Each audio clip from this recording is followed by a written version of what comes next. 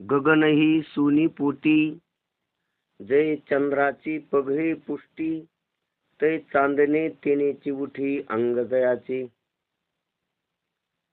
गगन ही सुनी पोटी, जय चंद्राची पगडी पुष्टी, तै चांदणे तेनेची उठी अंगजयाची. तैसे निवृत्तीपणाशी कारण, ठाची आपणया आपण, घ्यावया फुलची झाली ग्राण, आपली धृती. ज्ञानोबा आहे या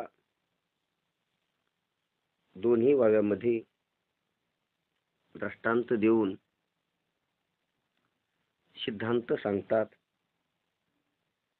की आमचे निवृत्ती दादा, आमचे श्रीगुरु हे कसे अखंड एकरस आणि सर्व सापेक्ष भावाविवर्जित निरपेक्ष आणि ते सर्वांमध्ये आहेत. निरपेक्ष ते आहेत. सापेक्षातल्या ज्या दोन बाजू असतात, सापेक्षित दोन टोक असतात, दोन विरुद्ध दिशा असतात, त्या दोन्ही विरुद्ध दिशानं, विरुद्ध दोन्ही टोकानं, विरुद्ध दोन्ही घटकाच्या रूपानं तेच विराजमान आहेत. म्हणून निवृत्तीपणात विरोध नाही आणि निवृत्तीपणा वाचून विरोधाचा भास नाही. असे पूर्व आणि पश्चिम या दोन्ही दिशाला जसं आकाशच आधारस्तंभ असतं,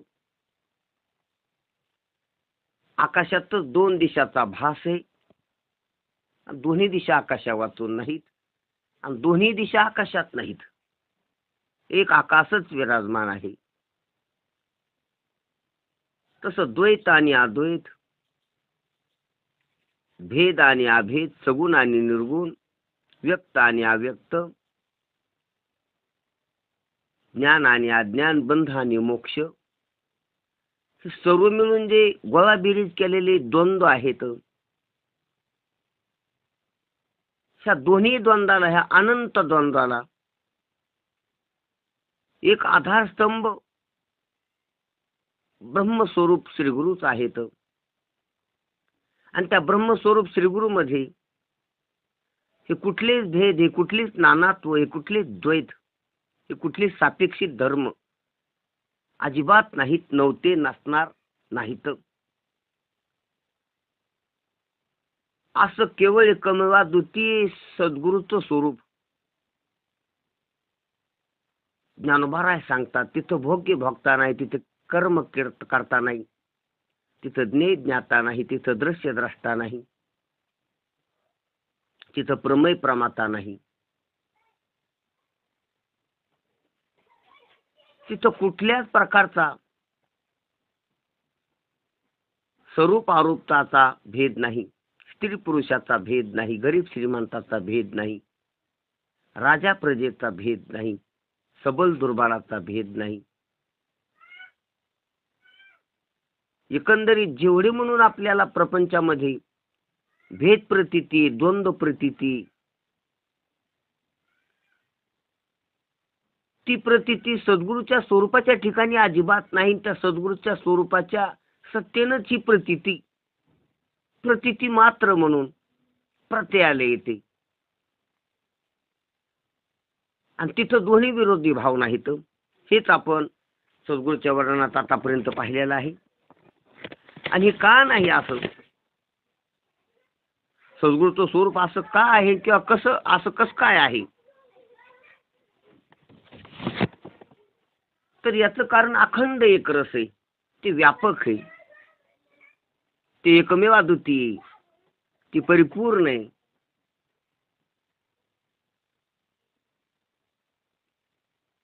आहे म्हणून जे आहे ते तेच आहे. फक्त ते न कळल्यामुळे बाकीचं आहे वाटतंय, नाही तर बाकीचं आहे नाही काही. आणि काही आहे वाटत असलं तर ते आहेवरच आहे, मूळ आहेवर, मूळ आस्तीवर, मूळ सत्यावर. म्हणून ते मूळ सत्ता, मूळ आस्ती मूळ अधिष्ठान, मूळ स्वरूप, निजरूप ते सद्गुरू आहेत. आणि ते कोणावर आधारित नाहीत. ते कशाने तरी स्वाभाविक असे नाहीत. त्याच्या असण्याला, त्याच्या ज्ञानप्रभेला आणि त्याच्या आनंदाला दुसरं काही कारण नाही. दुसरं काही कारण म्हणल्यावर ते भासमान ठरण, खोटं ठरण. जसा संसार ठरवतो, संसार आहे वाटतो, पण त्याच्या असल्याला दुसरंच कारण आहे. संसार कळतो वाटतो, पण त्याच्या कळण्याला दुसरंच कारण आहे. संसारात आनंद भासतो, पण त्या आनंदाला दुसरंच कारण आहे. म्हणून संसार आनंद नाही, कळाला नाही आणि सत्य नाही. कळाला वाटतो, पण संसार नाही कळाला. आनंद वाटलं, पण संसारानं नाही. सत्य वाटला, पण संसार नाही. वाटला सत्य. देव संसाराच्या रूपानं सत्य वाटला, देव संसाराच्या रूपानं कळाला. आणि देवाचाच आनंद संसारातून, विषयातून झाल्याचा भास झाला. म्हणून संसार आनंद नाही, देव आनंद आहे. संसार कळाला नाही, देव कळाला. आणि संसार सत्य नाही, देव सत्य. ही वास्तविकता आहे. संसारात जे जे काही दिसतंय ते देव आहे, पण देव न कळल्यामुळे संसाराच्या ठिकाणी ते वाटते, संसारातच वाटते, संसाराचा स्वभाव वाटते. प्रत्येकाला वाटतो हा भ्रमच आहे, अनादी काळाचा जबरदस्त. आणि बहुतेकाच्या आत हा भ्रम आहे की संसारात सुख आहे. संसार कळायला संसार खरा आहे. 3 गोष्टी आहे, प्रामुख्याने 3 गोष्टी मुद्द्याच्या आहेत. सुख, कळणं आणि सत्य. हे संसारात वाटतंय, म्हणून संसार जिवंत, प्रतिस्पर्धी, पुढे उभा ठाकलेला असा दिसतोय. आणि असं अजिबात नाही. सत्य, ज्ञान, आनंद तत्व आहे, संसार नाही. पण सत्य, आनंद, ज्ञान ही संसाराच्या ठिकाणी प्रतीत होतंय, हाच भ्रम आहे. संसाराचं म्हणून प्रतीत होतंय, प्रापंचातलं म्हणून प्रतीत होतंय. ह्या वस्तू व्यक्ती अवस्थेचं म्हणून. ही वस्तू व्यक्ती अवस्थेचं, देश काल वस्तूचं नाही. कळणं, अस्तित्व आणि सुख. म्हणून वेदांत शास्त्रानं, अध्यात्मशास्त्रानं, ऋषी मुनीनं, सत्पुरुषानं, संतांनी हेच पटवून दिले. यासाठी धर्माचा उदय, यासाठी शास्त्र निर्माण झाली, याच्यासाठीच वेद शब्दरूपाला आलाय, याच्यासाठीच महात्म्यांचे अवतार आहे संतांचे, याच्यासाठीच उपनिषद निर्माण झालीत, यासाठीच भगवद्गीता आदी गीता निर्माण झाल्यात.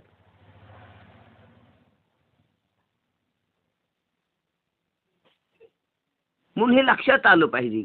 आणि तीच ज्ञानोबराय अमृतानुभवातून ते स्पष्ट करतात की माझी सद्गुरूची शोभा आहे ती स्वयंभू आहे, ती कशाच्या आधारावर नाही. संसारातल्या शोभेसारखी जागृतीची शोभा प्रामुख्यानं पाहिलं तर इंद्रियाच्या आश्रयाने, स्वप्नाची शोभा मनाच्या आश्रयाने, आश्रयाने कशाच्या तरी. तो आश्रय जर काढून घेतला तर ते कोसळून पडत आहे स्वप्न. मग सुसुप्तीत गेलं तर स्वप्न कोसळून पडत आहे. इंद्रिय लीन झाली तर जागृती कोसळून पडते.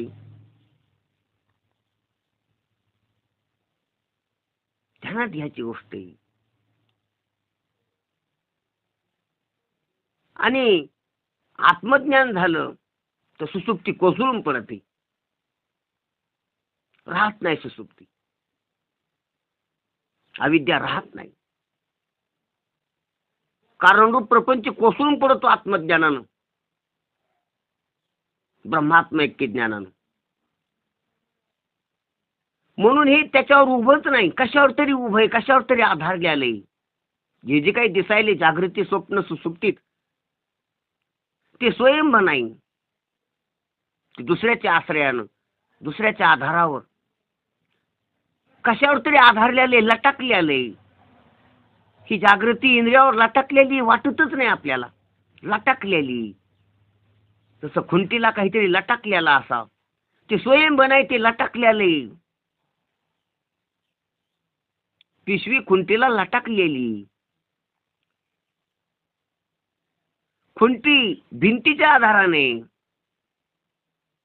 भिंत पृथ्वीच्या आधाराने एकावर एकावर तरफल्या तरफा तरफा आहे त्या. आणि हे विचारवानला कळत नाही, कुत्र्या मांजराला कळत नाही. पिशवी पिशवीने नाही, खुंटी नाही, खुंटी खुंटीने नाही, भिंती नाही, भिंत भिंतीने नाही, पृथ्वी नाही. हे कळाव, हे उघड आहे. प्रत्येक वस्तूच्या बाबतीत आपल्याला कार्यकारण भाव, आधार्य आधार भाव, आध्यस्थ अधिष्ठान भाव हे लक्षातच आले पाहिजे. नजरवानाला लक्षात येतात, हे महात्म्याच्या संगतीत लक्षात येतात. हे विचारसागर, अमृतानुभव असे वैचारिक युक्तिवाद करणारे जे ग्रंथ आहेत त्याच्यात लक्षात येतात. आणि मग जीवनाचं रहस्य उलगडतंय. मग तेव्हा सर्वच कळतंय. संत, शास्त्र, स्वानुभव हे सर्वच लक्षात येते. काय बोलतात तर तात्पर्य लक्षात, एकंदरीत जीवनाचं रहस्य, जीवनाचं कोडच उलगडून जातंय. आणि शंकाच राहत नाही, समाधानाला तोटा राहत नाही. त्या गोष्टी का लक्षात आल्या तर. म्हणून ह्या गोष्टी अत्यंत महत्वाच्या आहेत. आणि त्या गोष्टी ज्ञानोबारायांनी सांगितल्यात की माझ्या सद्गुरूची शोभा आहे ती कशाची उष्णी नाही, ती स्वयंभ आहे. स्वयंभची आशे उभा, स्वयंभची आशे स्वतःच्या पायावर उभे आहेत. सद्गुरू विठ्ठल परमात्मा कशावर उभा नाही, दुसऱ्या कोणाच्या खांद्यावर उभे नाहीत, कोणाच्या डोक्यावर उभे नाहीत.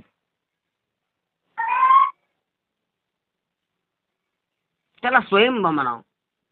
आयता स्वयंभची आशी. तुका म्हणे आम्ही विधीचे जनिते,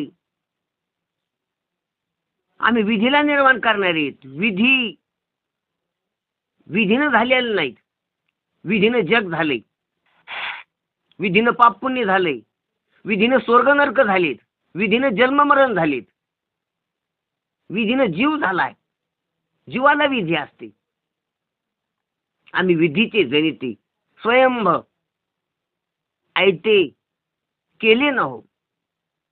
जागृतीने विधी, विधीनं जागृती, विधीनं स्वप्ने, विधीनं समाधी. मी जागृत, स्वप्नाना समाधी. ही विधी नाही, काहीतरी केल्याने, कर्माने, कर्माच्या भोगानं जागृती, संस्काराचे भोग आणि स्वप्ने. आणि भोग संपल्यावर कर्मभोगाची कर्मभोग देऊ याला संपल्यावर सुसुप्ती. कर्मानंच आहे. कर्माच्या अभावानं सुसुप्ती आणि कर्माच्या भावानं जागृती स्वप्ने. मी कशानं नाही, आत्मा कशाने. आत्मा कर्मानं नाही, आत्मा इंद्रियानं नाही, आत्मा मनानं नाही. आत्मा मन इंद्रियाच्या अभावानं नाही, मन इंद्रियाच्या अभावानं सुसुप्ती. आत्मा स्वयंभच आहे. तो कशानं नाही, कशावर आधारलेला नाही. हे लक्षात यावं. आणि तीच गुरुची शोभा आहे. स्वयंभ स्वयंभ म्हणून उपसार्याचे बळ घेऊन मिरवे केलं, तैशी रत्न नव्हे निखळ चक्रवर्ती, हा निखळ चक्रवर्ती, केवळ स्वयंभ, निरावलंब, आद्य, स्वसंवेद्य, स्वतः सिद्ध, स्वयंसिद्ध, अधिष्ठान स्वरूप, आयता, हे शब्द येते तिथं. पूर्वीचा, अनादि, अनंत, परिपूर्ण,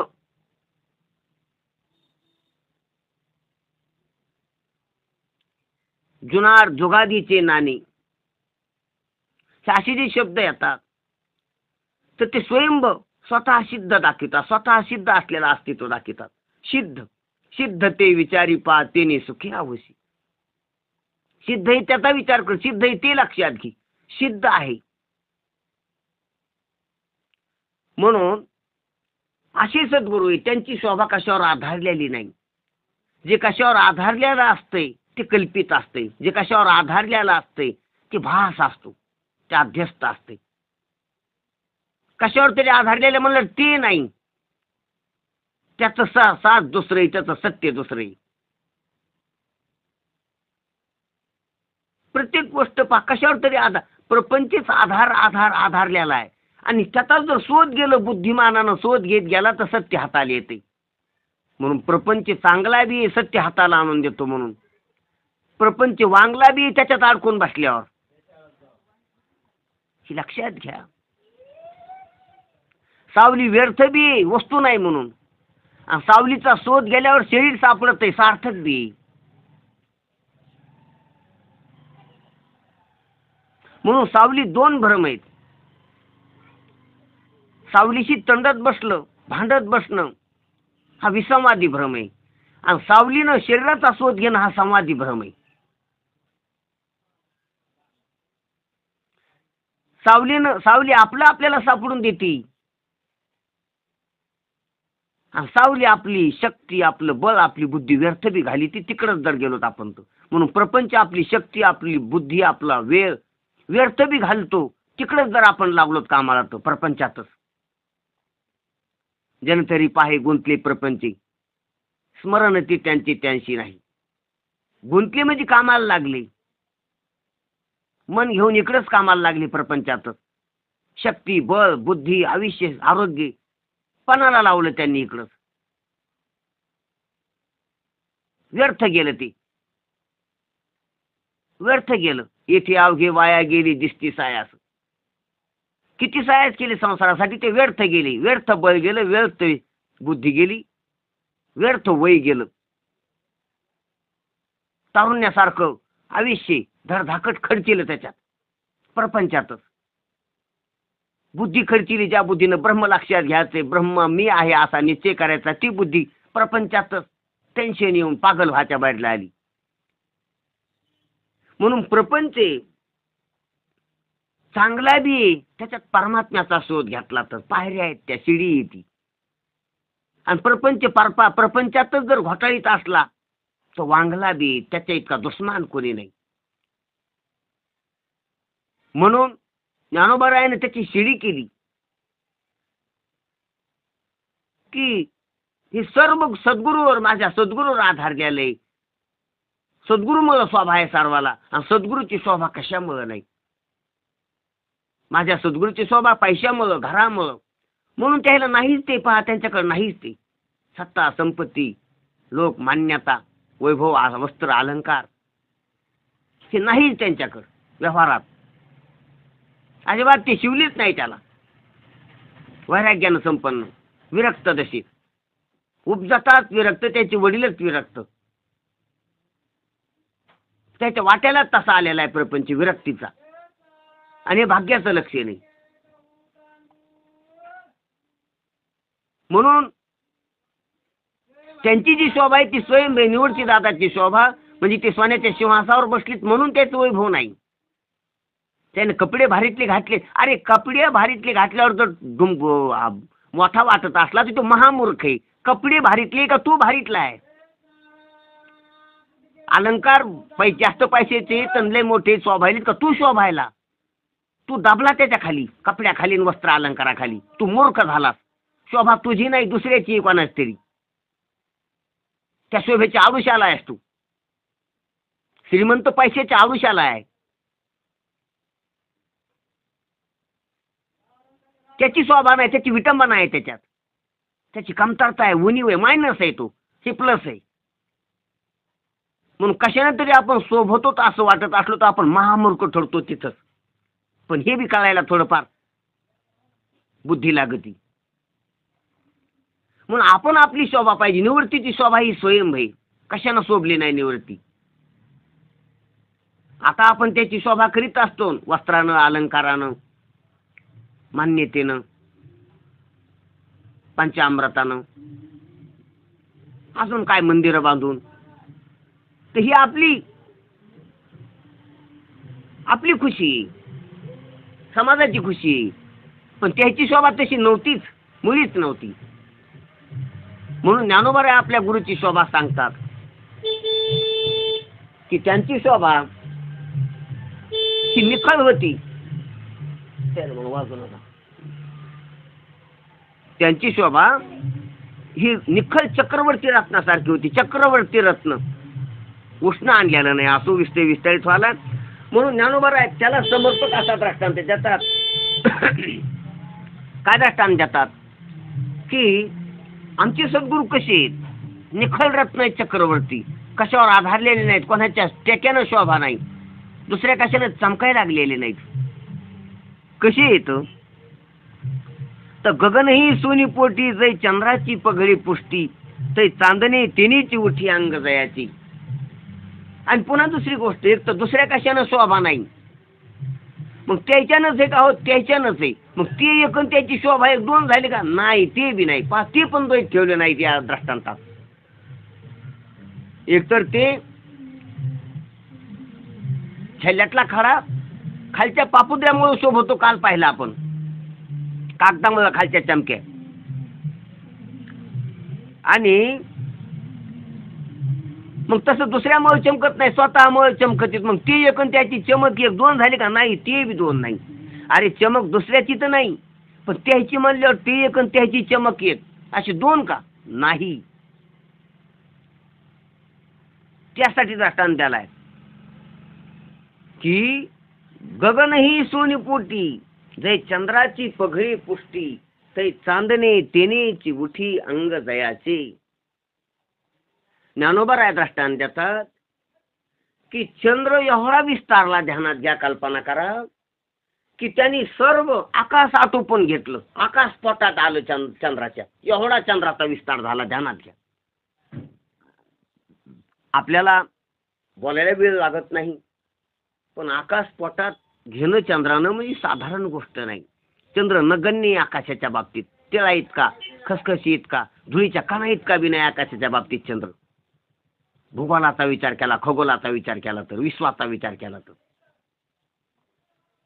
पण दृष्टांतात आपल्याला करायचं की चंद्राची जी पौर्णिमेच्या चंद्राची शोभा आहे, तो चंद्र पौर्णिमेचा एका कोपऱ्यात असतो, एका बाजूला असतो, एका अंशावर असतो आकाशाच्या. पण कल्पना अशी करा की एवढा मोठा लखलखणारा पौर्णिमेचा चंद्र, आणि तो आकाश एवढा झाला, आकाश त्यानं पोटात घेतली एवढा जर झाला. गगन ही सोनी पोटी, म्हणजे गगन त्याच्या पोटात गिळलं, त्यानं बसलं, सामावलं. गगन ही सोनी पोटी, जै चंद्राची पगडी पुष्टी, एवढा त्याचं बालसा आलं चंद्राला, पुष्ट झाला, दष्टपुष्ट झाला, पोचला चंद्र. किती गगन त्याच्या पोटात सामावून गेलं एवढा.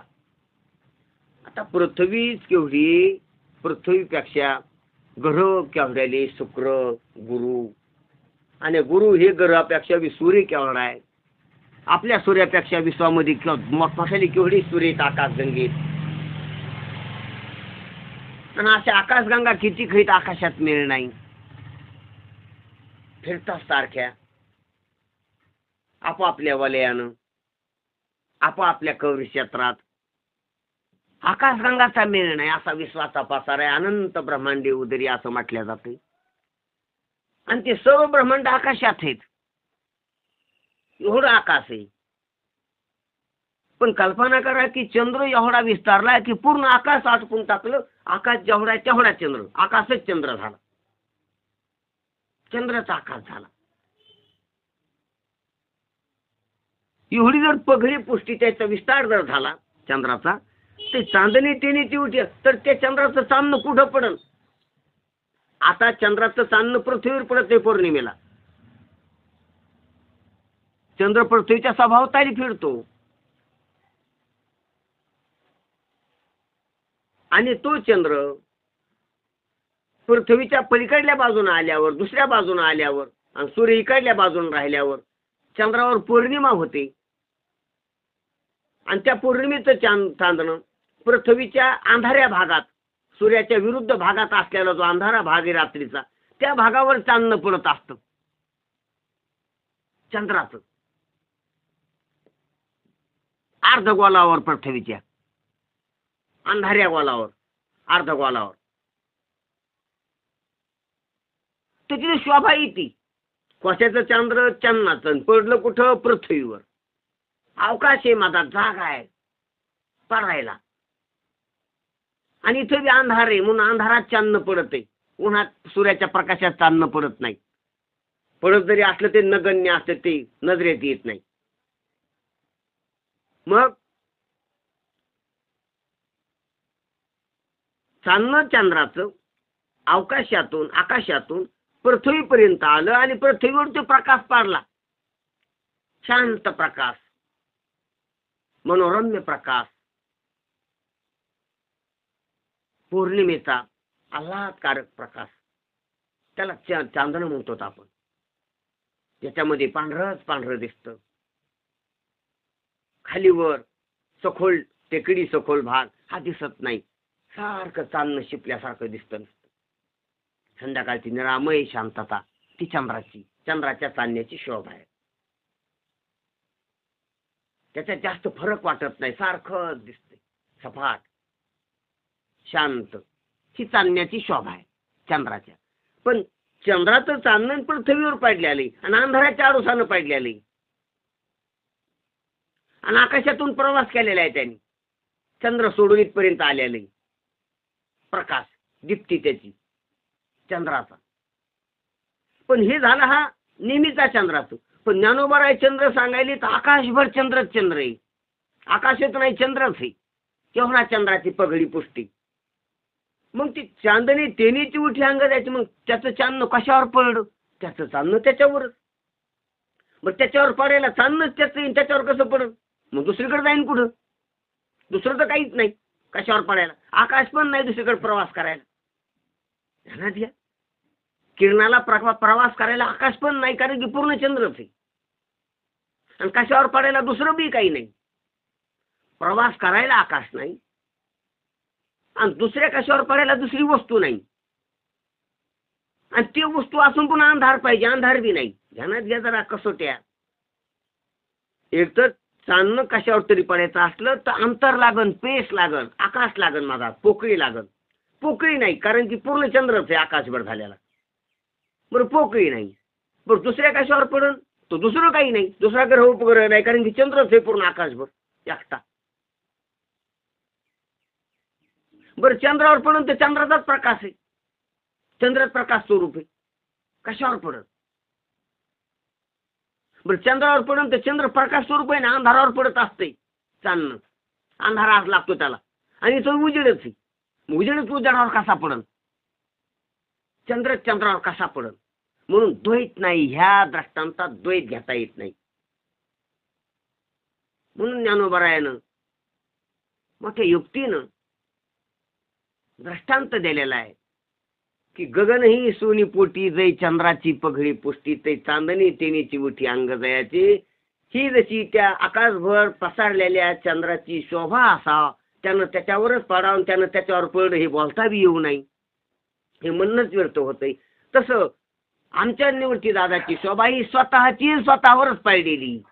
स्वतःची स्वतःवर पडली काय म्हणा, नुसती शोभा आहे, शोभा आहे. म्हणून पांडुरंग कांती दिव्य ते झळकती, रत्न केळ फाकती प्रभा. कशावर फाकती? कुठं फाकती तिथं त्याची ती त्याच्यावर. हे फक्त बोलणं आहे. बोलण्यातलं द्वैत आहे तिथं नाही. बोलण्याची भाषा द्वंद्वातली आहे, तिथं द्वंद्व नाही. याला वाचारंभन केलं याला म्हणावं लागत असतं की शाब्दिक द्वैत, नाम मात्र भेद. नाम मात्र, जसं सूत आणि लुगडे हे नाम मात्र आहे. नाम मात्र लुगडे एरवी सुतची ते उघडी. सूत आणि लुगड नाम मात्र भेद आहे, म्हणजे नावाचा भेद आहे, वस्तू एकच आहे. व स्वर्ण आणि अलंकार नावाचा भेद आहे, वस्तू एकच आहे. तसं चंद्राचं चालणं चंद्रावर पडलं, शब्दाचा भेद आहे, वस्तू तीच आहे. शाब्दिक भेद आहे, शाब्दिक चकमक आहे, शाब्दिक खेळ आहे.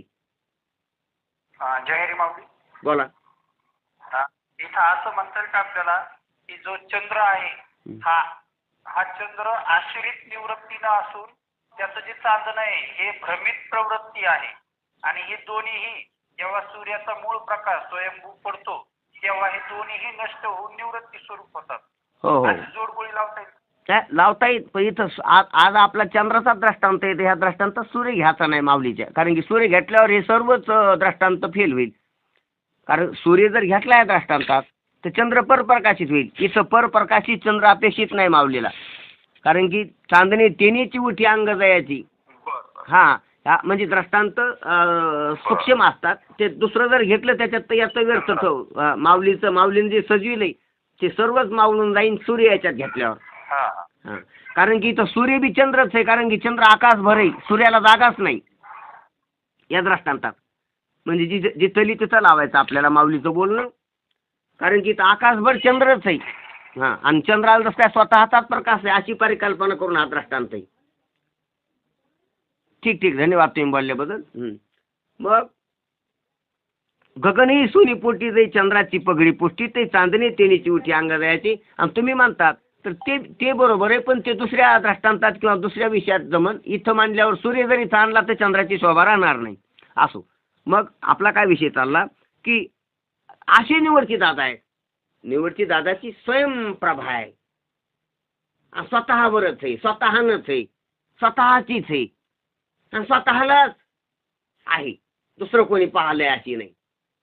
म्हणजे ज्ञानोबा इथे निवडची दादा वेगळं होऊन बोलत नाही. म्हणून निवडची दादाचं वर्णन करताना त्यांनी हा दृष्टांत त्याला की आकाशाला पोटात घेऊन चंद्राचा मोठेपणा पघळला, म्हणजे आकाशभर जर पसरला तर ते चांदणे त्याच्या स्वरूपाहून वेगळे न दिसता चंद्ररूपच दिसत असते. चंद्ररूपच दिसते ते चांदणे.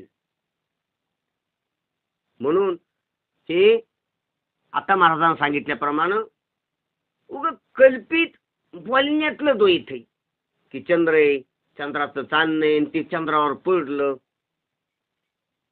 निवृत्तीची शोभा आहे, निवृत्ती शोभायलीत आणि निवृत्तीनं शोभायलीत. आणि ज्ञानदेव निवृत्ती स्वरूप असणारे ज्ञानदेव पाहलेत आणि बोलायला लागलेत अमृत अनुभव. हे कल्पित शाब्दिक कल्पना मात्र आहे. हे द्वैत बोलणं, ही भाषा बोलणं, ही त्रिपुटी नाही तिथं. आणि त्रिपुटीची परिकल्पना आहे, त्रिपुटीचा कल्प आहे. कल्प ते निर्विकल्प आहे, पण निर्विकल्पात कल्प ध्यानात घ्या. आणि हीच माया आहे. कारण कल्प नाही होणार तर कळणार नाही, कल्प नाही झाला तर सांगता येणार नाही, बोलता येणार नाही, ऐकता येणार नाही, कळणार पण नाही. म्हणून निर्विकल्पात कल्प आहे हा, ध्यानात घ्या. आणि कल्प नाही, कल्प वास्तव नाही. तो का म्हणे कल्प झाला अस्त गेला उदय. असो एका जनार्दनी कल्पची मोराला तोच हरी झाला ब्रह्म. हे बोलणं, हे सांगणं, हे कळून घेणं पण मोराव. एका जनार्दनी कल्पची मोराला, कल्प पण मोराव. कल्प मोरलं म्हणजे आहे ते निर्विकल्पच, पण निर्विकल्प कळून घेताना कल्प आहे, निर्विकल्प सांगताना ऐकताना कल्प आहे, निर्विकल्पाचा निश्चय करताना कल्प आहे.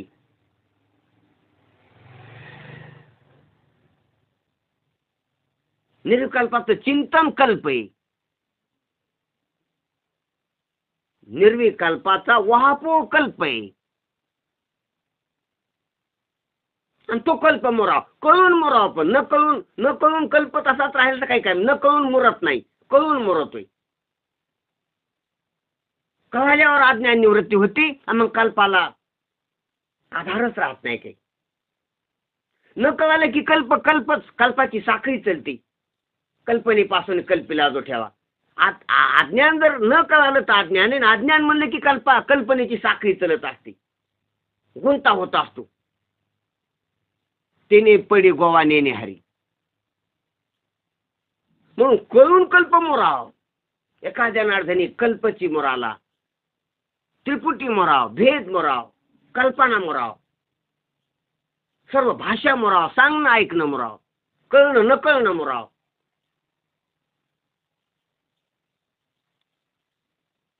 आणि असं मोरण्यासाठीच माऊलीचे प्रयत्न आहेत. तुमचं आमचं सर्वांना नाहून निघावं. त्याच्यात बोलणं संपाव, कळणं संपाव, प्रक्षेपण संपाव. गगने सोनी पोटी ते चंद्राची पगडी पुष्टी ते चांदणे तेनेची उठी अंग जयाची. श्री ज्ञानेश्वर महाराज म्हणतात, चंद्राच्या प्रकाशाचा इतका विस्तार झाला की त्याच्या प्रकाशाने आकाशही आपल्या पोटात घेतले.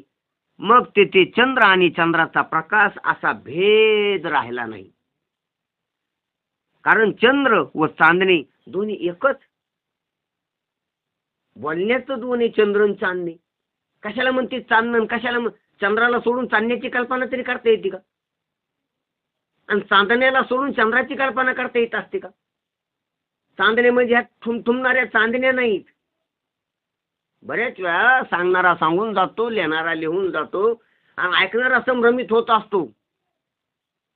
चांदणे म्हणले की आपल्याला चमचमणाऱ्या चांदण्या लक्षात येतात. त्या नाही, चांदण्या नाही. चांदणे म्हणजे चंद्राच्या प्रकाशाला चांदणं म्हणतो. चंद्राचा जो फैलाव आहे प्रकाशाचा पृथ्वीवर पडलेला आल्हादकारक, त्याला चांदणं म्हणतो. तर तो चंद्राशिवाय नाही, चंद्र त्याच्याशिवाय नाही. चंद्राचा प्रकाश, सुशोभित प्रकाश जर वजा केला तर चंद्र म्हणता येणार नाही. चंद्र काळा होईल तो प्रकाश काढून घेतला तर. आणि तो प्रकाश जिथून याला किंवा ज्याचा आहे ती काढून घेतला गोल ते मधला तर चंद्र प्रकाश राहणार नाही, प्रकाशाला अस्तित्व राहणार नाही. म्हणून दोन नाहीतच ना, ते गोळी आणि गुळ, दीप आणि दीप्ती, सुवर्ण आणि अलंकार, लुगडं आणि सूस, हे जसे दोन नाहीत तसेच हे दोन नाही. अखंड आरती उदाहरण येते. अखंड आरती दृष्टांत आहे तो. म्हणून मग कारण चंद्र आणि चांदणे हे दोन्ही एकच आहेत. तसं निवृत्ती आणि निवृत्तीची शोभा ही एकच आहे. निवृत्तीची शोभा ते पा यालाच सत्य मानावं. ते आणि त्याची शोभा तेच, ते आणि त्याचा आधार आश्रय तेच, त्याला सत्य म्हणावं. जगात एकमेव सत्य ब्रह्म आहे म्हणून. बाकी सर्व कशावर नाही कशावर तरी आधार द्याले कशावर नाही कशावर तरी. साक्षीची त्रिपुटी अज्ञानावर आधार दिली, ब्रह्मात त्रिपुटी नाही. साक्षी भाष्य आणि साक्षात. साक्षी भाष्याचा साक्षात होत असतो. त्रिपुटी अज्ञानाच्या वृत्तीमुळे, अविद्या वृत्तीमुळे काहीतरी मधात आरपारदा आल्याशिवाय नवरदेव नवरी दोन होत नाहीत. पडदा मधात आला की नवरदेव नवरी दोन झाली. अंतरपट म्हणते त्याला, मधला पडदा. तसा साक्षी आणि साक्ष्याच्या भाषात त्या मधात वरतीचा, अविद्या वरतीचा पडदा आहे मधात. प्रमाता आणि प्रमेयाच्या मधात पडदा आहे अविद्येचा. अविद्या आणि कल्पनेचा. अविद्या आणि कल्पना हे दोन पडदे एकत्र आले. जीव नुसता अविद्येचा पडदा साक्षी.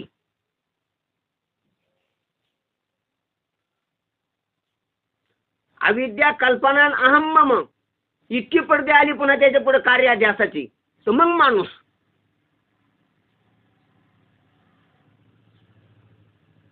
पडदे वाढत जातात आणि पडदे नितळत जाणं. अंतिम पडदा साक्षी, आणि तो बी पडदा हटला की मग साक्षी ब्रह्मरूपच असो. म्हणून हे पडदे सर्व पडद्यामुळे दोन, नाही तर चंद्र आणि चांदणं दोन कुठे, परिकल्पनेनं दोन वाढतील. तसं निवृत्ती आणि निवृत्तीची शोभा दोन नाहीत. निवृत्ती शोभा आहे तर निवृत्तीची शोभा हेच सांगायलीत महाराज. निवृत्ती जया नाव, निवृत्ती जया बरोबर, जया निवृत्ती राणी व निवृत्तीची काय त्रिपुटीत कुठं राहिली? तेच आहे त्याच्यामुळेच आहे, त्याच आहे. प्रपंचात असं नसते. प्रपंच भेदाचा आहे. प्रपंचात राजा असतो, शोभा धनाची असते, वस्त्र अलंकाराची असते, राणी असते, राजपुत्र असतो, सर्व भेदात आहे प्रपंच. त्याचं नसतंय. राज्य वेगळं असतंय, राजा वेगळा असतोय, राजधानी वेगळी असते आणि कर देणारे ते खेडेपाडे वेगळी असते. सर्व भेद आहे, भेदात आहे बाकीचा सर्व संसार. राजाची शोभा भेदातली, दुसऱ्याची त्याची नाही. प्रजा गेली तर राजाला काय शोभा आहे? प्रजेमुळे राजा, राजामुळे राजा नाही.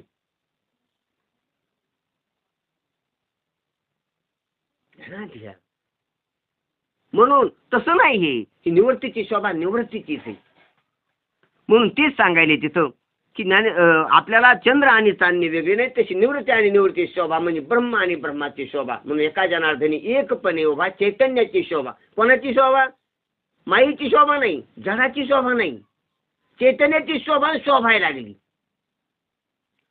शोभायला लागलं चैतन्य, चैतन्याच्याच शोभानं शोभायला लागली, दुसऱ्या कशाच्या नाही. ध्यानात घ्या. जीव जीवाच्या शोभेनं नाही, निर्जीवाच्या शोभे नाही, जडाच्या शोभे नाही, जीवाची शोभा. म्हणून जीव जडाच्याच नादी. जीवाला देहाची शोभा आपली वाटते, पैशाची शोभा आपली वाटते, श्रीमंतीची, वस्त्र अलंकाराची, बायकोची, मुलाची, शेताची, इस्टेटची, सर्वाची, पुण्याची, पापाची, ती शोभा त्याची, त्याला त्याची नाही. आणि ब्रह्माचं म्हणजे त्या गुरुतत्वात, त्या ब्रह्मतत्वात ठिकाणी तसं नाही. ते एकरूपता आहे. असो आपला विषय विस्तीर्ण व्हायला. त्याची निवृत्तीपणाची कारण हाची आपण घ्यावया फुलची झाली ग्राण आपली धरती. त्याप्रमाणे निवृत्ती पण आहे.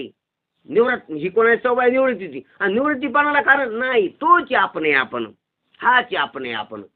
निवृत्ती आपल्या शोभेला आपणच कारण आहे, त्याला दुसरं कारण नाही. दुसरं काही कारण मानल्यावर निवृत्ती कार्य होईल, आणि निवृत्तीपासून दुसरं काही कार्य झाल्या म्हणल्यावर निवृत्ती कारण होईल. निवृत्ती कार्य नाही, कारण बी नाही. ह्या अध्यासामुळे त्याला अधिष्ठान म्हणावं लागतं, पण अधिष्ठान देखील त्याचं खरं नाव नाही.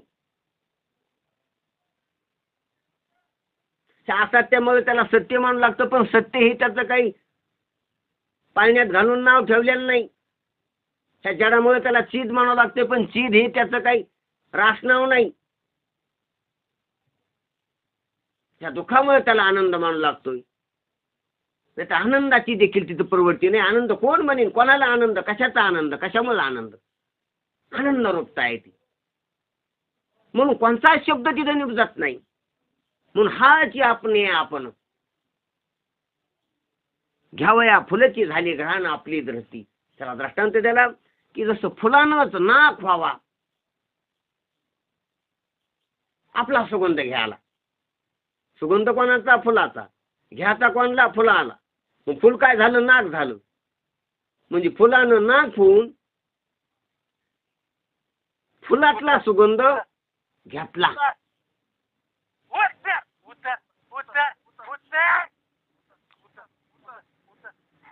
त्यांना सूचना द्या. कोण आहे ते? राजगुरु कोण आहे ते? लेफ्ट व्हा तुम्ही. ते शेतात आहेत. मग शेतातलं काम करायला हरकत नाही. पण त्यांना पण इकडे काम करताना इकडे कशाला जॉईन व्हायचं त्यांनी? रघुनाथ बोंगे आता झालेले आहे ते. त्यांनी ऐकलं ते आता. हो ठीक आहे.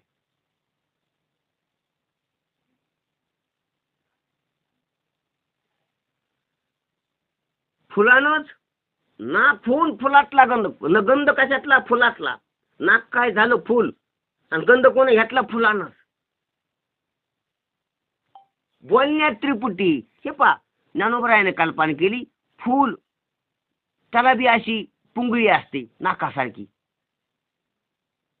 अनेक फुले आहेत तशी. लंबाकार, दांडा असतो त्याला असा नळीसारखा, नाकाला जसा आहे तसा.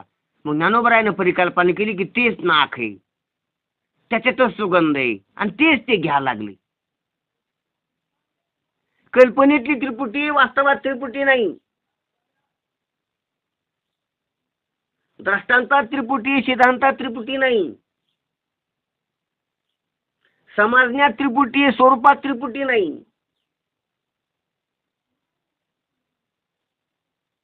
या गोष्टी आपल्याला लक्षात आल्या पाहिजे. म्हणून ऐकण्याची कला बी पाहिजे, सांगण्याची बी कला पाहिजे, आणि ऐकण्याची कला पाहिजे. योग कर्म सुकौशल्यम. म्हणून जेव्हा आपण कौशल्यानं ज्ञान साधू संतांचे शब्द ग्रहण करतो, त्यावेळेला आपण खऱ्या निश्चयाला, खऱ्या तात्पर्याला प्राप्त होतो.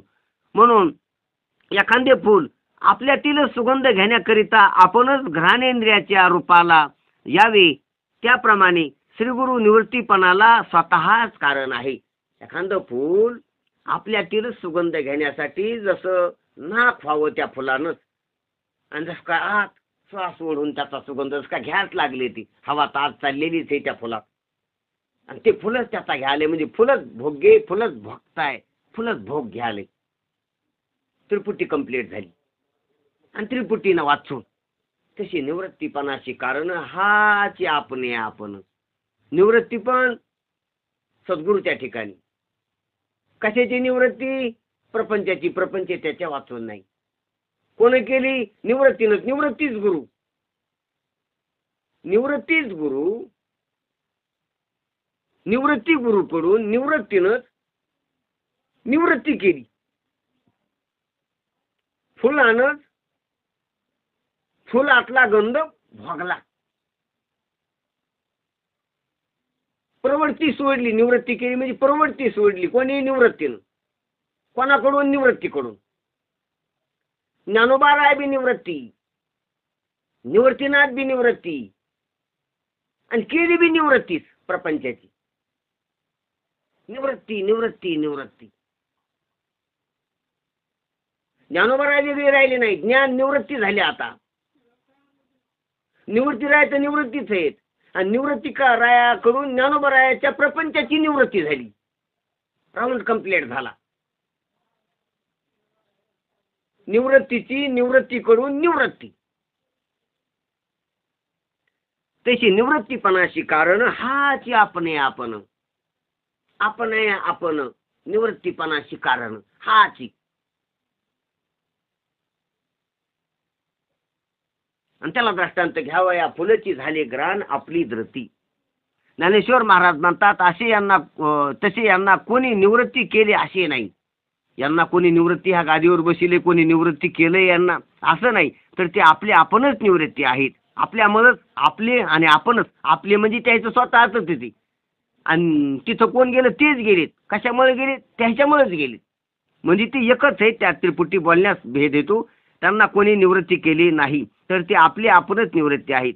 तुम्हाला आम्हाला निवृत्ती केलेली आता इकडे आपल्याकडे आली की तुम्हा आम्हाला कोणी प्रवृत्तीत होतं तर निवृत्तीत घातलेलं आहे सद्गुरूनं. प्रवृत्तीत होतच, निवृत्तीत गेलोच.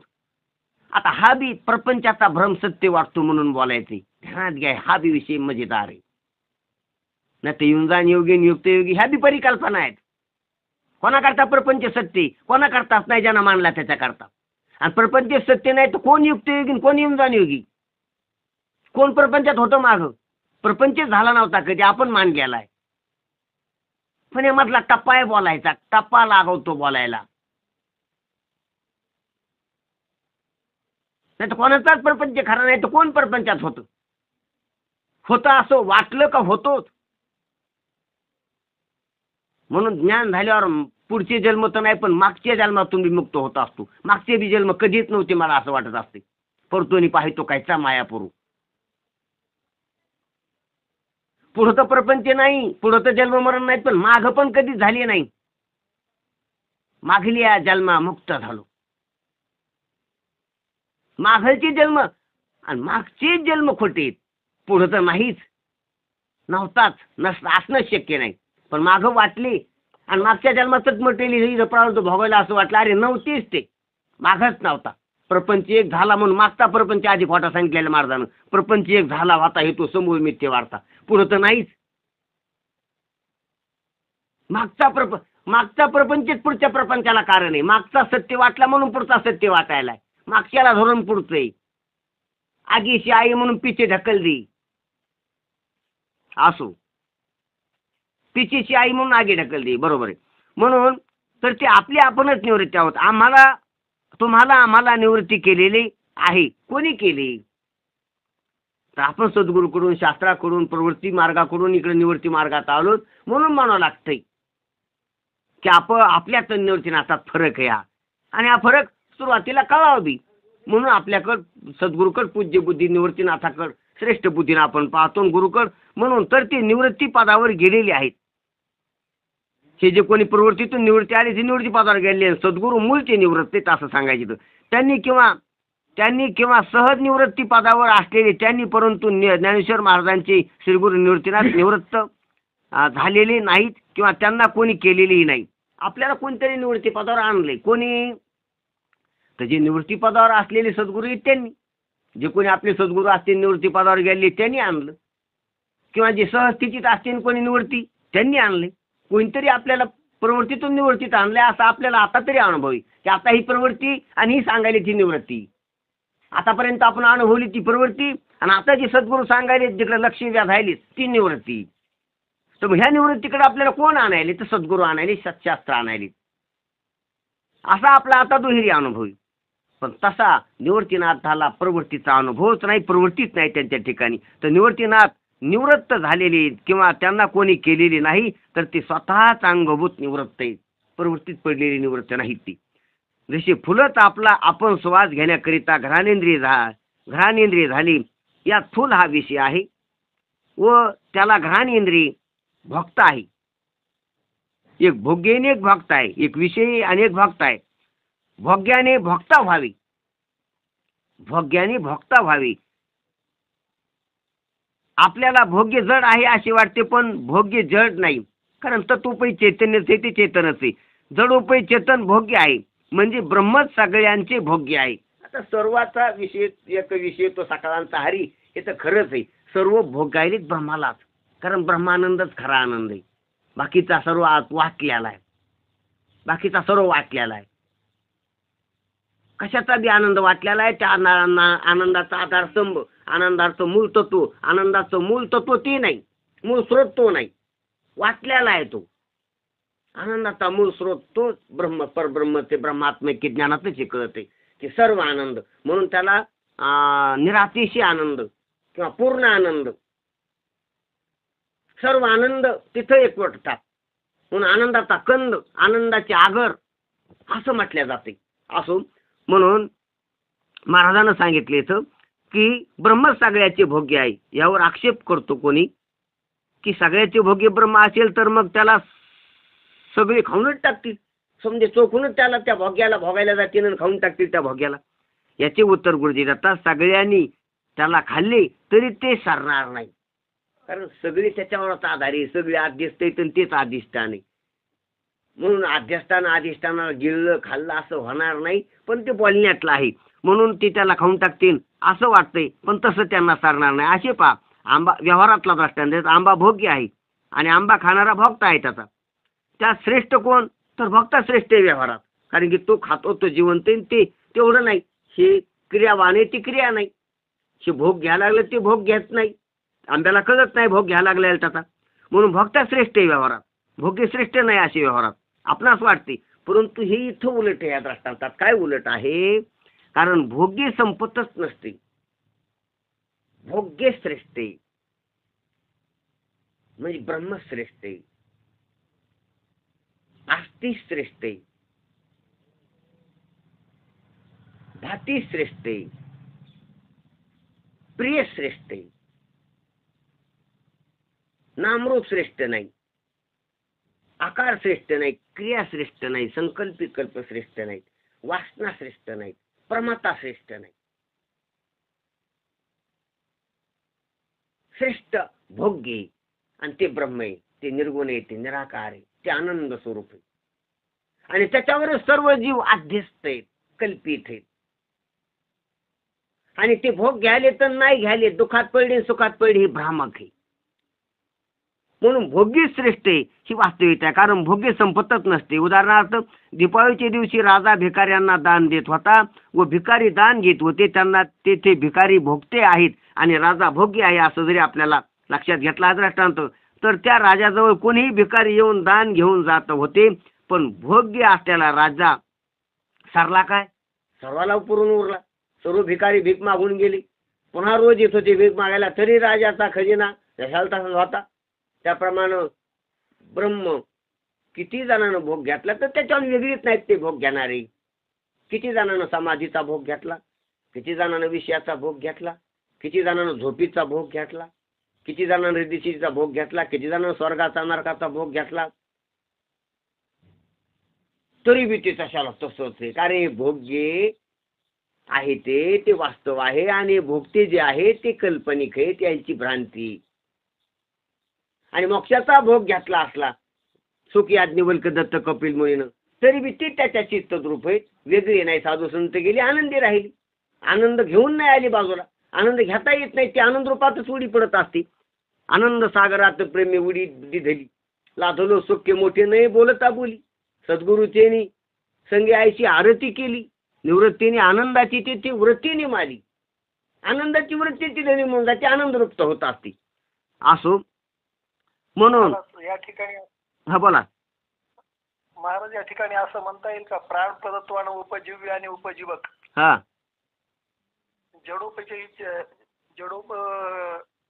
हित जे चैतन्य आहे भोग्य, ब्रह्म सगळ्याचं भोग्य आहे. आणि तर ते प्राणपदत्वानं उपजीव्य आणि उपजीवक हा संबंध इथं लागू पडतो का? हा काल्पनिक सर्व संबंध लावता येते. ते एकरूप असल्यामुळे संबंध कुठलाच नाही, पण आपल्याला लावता येते. मग भोग्य भोगता हा बी संबंध लावला ना आपण काल्पनिक, तसा प्राणप्रदत्वानं बरोबर आहे. तुम्ही म्हणतात ते की त्याच्यावरच आधारित असल्यामुळे तेच त्याचं प्राण आहे, त्याचं अस्तित्व आहे. म्हणून तसा वेगळा पण काल्पनिकच आहे संबंध. ते एकच आहेत ना, एक असल्यामुळं ते त्याच्यावर वेगळं नसल्यामुळं ते संपत नाही. भोगी हा त्याच्यात भोगता समाविष्ट होतो, एकरूप होत असतो त्या ब्रह्मस्वरूपाशी. म्हणून बरोबर आहे तुमचं. प्राणप्रदत्वानं म्हणलं तरी चालतंय, कारण की त्याच्यावरच आधारित आहे. जशी लाटाचं प्राण समुद्रच आहे आणि त्याच्यावरती प्राणप्रदत्वानच खेळते, प्राणप्रदत्वानच व्यवहार आहे तिचा. म्हणून हा कसा भाव आहे तर भोग्य आणि भोगता, जशी लाट भोगता आहे आणि समुद्र भोग्य आहे. तर किती लाटानं समुद्राचा भोग घेतला तर समुद्र संपतो का? समुद्राची झीज होते का? समुद्र उडवतो का? नाही. आटतो का? नाही. म्हणजे किती सर्व लाटा जरी मिळून युनियन करून त्याने युती करून जरी समुद्राला भोग घेऊ लागल्या, समुद्राला लुटू लागल्या, तर समुद्र कधी संपन का? त्याच्यावरच आधारलेले आहेत ना त्या. तसं हे भोग्य आणि भोगता, दिशा आणि देखता हे सरले अद्वैता अफुटा माझी असं माऊलीने सांगितलेले बी आहे. म्हणून जसं प्राणी हे भोग्य येतं, भोगते येतं, आणि पृथ्वी किंवा ही अन्नदात्री पृथ्वी आहे तर ही भोग्य आहे. तर किती जण खा लागलेत, पशु पक्षी कीटक पतंग जलचर भूचर, किती जण पृथ्वीला लुटायला लागलेत. तरी अन्नमाता अन्नपूर्णा देवी ही पृथ्वी, कारण की ते अन्नमयच कोस आहे, तर अन्नच खाली तर ते बी अन्न होऊनच पडायले, कुठं चालले दुसरीकडं. म्हणून पृथ्वीला अन्न संपत नाही. प्राणी लुटतात असं वाटतंय, पृथ्वीला खातात, पण खाऊन जातात कुठं? ते त्याचीच एक रूप आहेत. म्हणून ती अन्न संपत नाही. पृथ्वीचं जे कंटेनर्स आहेत, पृथ्वीची जे अन्न घटक आहेत द्रव्य, ते कधीच कमी होत नाही. किती जणांना खाल्लं, खाऊन गेले कुठे ते तिथंच पडले,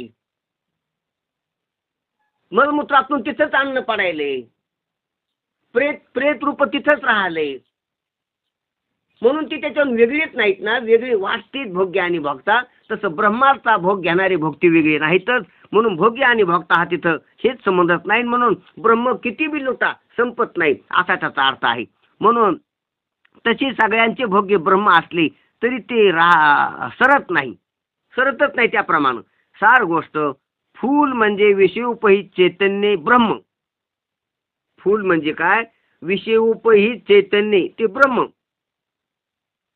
ते ग्रहण म्हणजे भोक्ता झाली, ते ब्रह्मच ग्रहण झाली.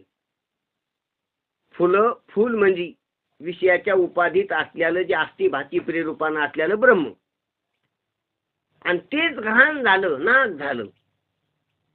नाक झालं म्हणजे तेच अंतःकरणोपहित किंवा अविद्या उपहित चैतन्य तेच झालं आणि त्याच्याशी एकरूप झालं. म्हणून फूल म्हणजे विषय उपहित चैतन्य ब्रह्म, ते ग्राण म्हणजे भोक्ता झाले, अर्थात ब्रह्मच जीव झाला असा त्याचा अर्थ आहे. ब्रह्मच जीव झाला, जीव होऊन ब्रह्मानच ब्रह्माचा भोग घेतला.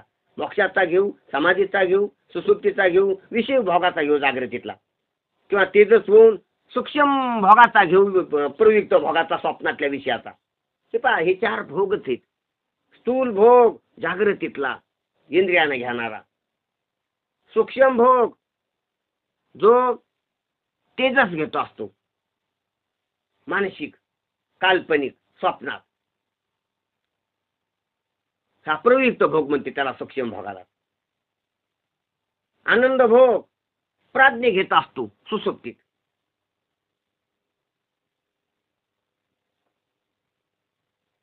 आणि आनंदावभास भोग प्रत्येक आत्मा घेत असतो समाधीत, मोक्षात, जीवनमुक्तीत. आनंदावभास भोग म्हणजे आपलाच आनंद आपण भोगायलो असा अवभास होत असतो त्या जीवनमुक्तीत, की मी आनंद लुटायला लागलो. कोणाचा आनंद? माझा. कोण लुटायला? मीच. म्हणून आनंदावभास, आनंदाच्या त्रिपुटीचा अवभास असो. म्हणून अर्थात म्हणजे बोला. प्राण प्रदत्वानं प्रधानच राजा झाला.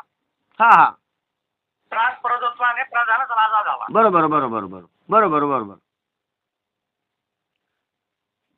अर्थात ब्रह्मजीव झाला असा त्याचा अर्थ आहे. अशा रीतीनं गुरुजीनं किंबहुना ज्ञानोबारायानं आपल्याला निवृत्तीनाथांचं जे यथार्थ स्वरूप आहे, अखंड एक रस परिपूर्ण स्वतः सिद्ध, त्या स्वरूपाचा आपल्याला इथं प्रत्यय आणून दिलेला आहे.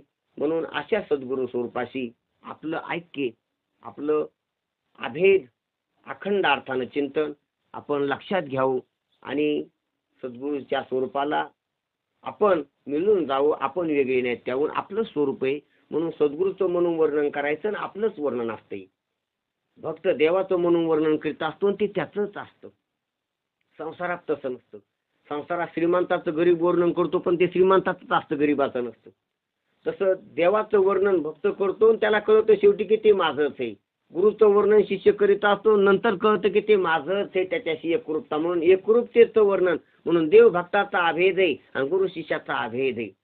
नवरा बायकोचा व्यवहाराचा अभेद नाही, गरीब श्रीमंताचा अभेद नाही, प्रजा राजाचा अभेद नाही. ते कल्पित आहे, ते खोटे आहे, ते मायावी, तो गुंता आहे, तो भेदातला व्यवहार आहे आणि हा अभेदातला आहे. म्हणून गुरु शिष्य आणि देवभक्त यांचं जे नातं असतं ते अभेदातलं असतं, ते ऐक्यातलं असतं. याच्यात कल्पित भेद असतो, वास्तव अभेद असतो. म्हणून अशा रीतीनं ज्ञानोबारायानं आपल्या निवडते दादाचं वर्णन आपल्याला सार्थ रूपानं गळी उतरून देण्याचा प्रयत्न केलेला आहे. ठीक.